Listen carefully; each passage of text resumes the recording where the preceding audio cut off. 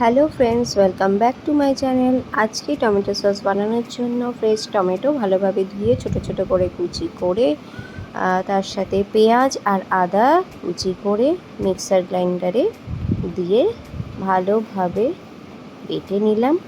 নেওয়ার পরে তারপরে সেটাকে ভালোভাবে ছেঁকে নিলাম। ওপরে যে আমি আবার ছোট ছোট পিক করে যেটা দেখাচ্ছি, এটা হচ্ছে ফার্স্টে আমি টমেটোটাকে ধুয়ে আগে বেটে নিয়েছি, আর ওইটা যেটা দেখাচ্ছি সেটা হচ্ছে টমেটোটাকে সেদ্ধ করে নিয়ে তারপরে সেটাকে ছাঁকা হচ্ছে। এবারে হয়ে গেলে ফ্রাইং প্যানে অল্প সাদা তেল দিয়ে তার মধ্যে ওই টমেটো পিউরিটা দিয়ে দিলাম, দিয়ে এবারে নাড়তে থাকবো। ওপরে কি করেছি, আমি পুরো ডাইরেক্ট টমেটো পিউরিটা দিয়ে দিয়েছি, যেটা সেদ্ধ টমেটো ছিল। এবারে এটা কাঁচা টমেটো, এর মধ্যে নুন দিলাম, চিনি অ্যাড করলাম, করে এটা নাড়তে থাকলাম। ভালোভাবে নাড়তে হবে।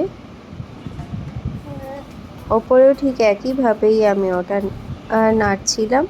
নেড়ে যখন এরকম একটু গাঢ় গাঢ় হবে, তারপরে আমি ওভেনটা বন্ধ করে দিই।